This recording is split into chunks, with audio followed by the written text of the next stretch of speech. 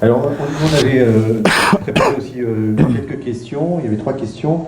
Quel est l'impact, là, c'est la réglementation, hein, c'est l'actualité, quel est l'impact du nouvel arrêté pour les opérateurs de repérage? Alors déjà, Nouvel arrêté, le nouvel RAT. Hein. RAT, repérage avant travaux, du mois de juillet 2019. Déjà, c'est l'application stricte de la norme 46020. La norme, comme vous le savez, jusqu'à présent, était une possibilité. C'était une suggestion. Vous pouvez mettre en place, pour faire des repérages amiantes, vous pouvez mettre en place les processus et les différentes applications qui sont écrites dans la norme. Depuis l'arrêté, la norme doit être appliquée strictement. Donc, ZPSO, éléments témoins, stratégie d'échantillonnage, c'est plus un luxe que certains diagnostiqueurs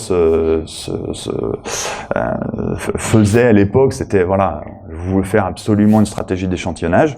Depuis le 17 juillet, tous ces éléments-là et toute l'application de la norme doit être stricte au niveau des repérages amiantes.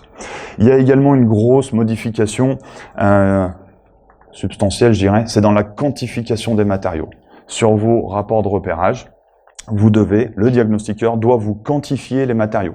On parle de dalles de sol, par exemple, il va falloir quantifier la surface de dalles de sol. Il va falloir mesurer les différents éléments. Et un dernier point qui a fait polémique un petit peu, et pour ceux qui nous suivent un peu ou qui suivent l'actualité du diagnostic, c'est la mention.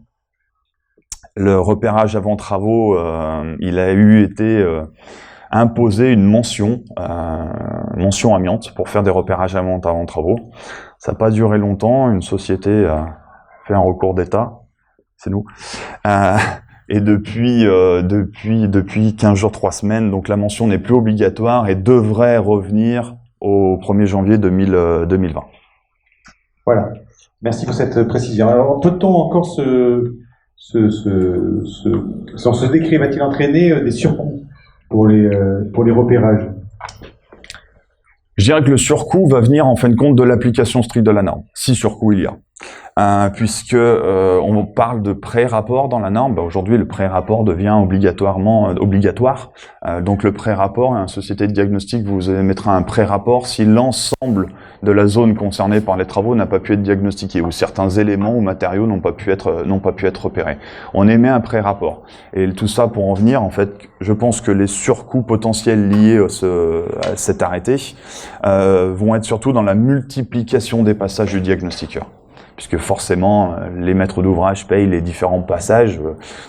Quand on intervient dans un logement, la prestation, c'est pour intervenir une première fois. Si le diagnostiqueur doit repasser 2, 3 fois, alors dans un logement peut-être pas, mais sur un bâti un petit peu plus gros, un peu plus imposant, le respect strict de la norme 46020 va forcément entraîner différents passages, et donc un surcoût lié à ces différents passages. C'est bien clair. Est-ce que le BIM, je sais que vous êtes à fond aussi sur ce sujet. Normal. Le BIM, est-ce que le BIM prend-il de l'importance avec ces nouvelles réglementations? Alors je reviens sur le respect strict de la norme. On parle de ZPSO, et en effet le BIM, Building Information Modelisation, c'est pour ceux qui n'ont pas encore un acronyme, c'est la création d'une maquette numérique et l'utilisation de l'informatique, je dirais, pour gérer de la donnée. Ça va nous permettre de créer une maquette numérique et de faire une maquette BIM d'un bâtiment, va nous permettre de mieux définir les ZPSO, zones présentant des similitudes d'ouvrage. Est-ce que cet enduit-plâtre qui est là, c'est le même que celui qui est sur le mur ici? Il faut aller faire des sondages. Sur les quantités, bien entendu, puisque le BIM va nous permettre d'avoir les surfaces, et donc les volumes et les quantités en poids pour l'ensemble des matériaux. Et la traçabilité des diagnostics antérieurs, puisque dans les maquettes BIM, vous pouvez intégrer la donnée que vous voulez, donc je pense qu'il est quand même tout à fait intéressant d'intégrer les diagnostics antérieurs. Ça garantit également au client d'avoir une prestation au juste prix dans le strict respect des exigences réglementaires.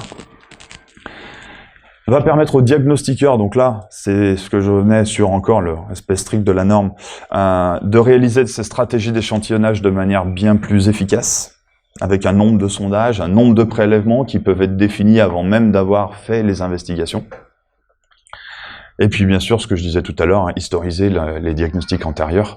Pourquoi pas utiliser la maquette BIM et ses capacités de stockage de données pour justement gérer la donnée amiante et les différents passages et diagnostics qui sont réalisés. Ça va devenir très compliqué effectivement de continuer à opérer sans la maquette BIM.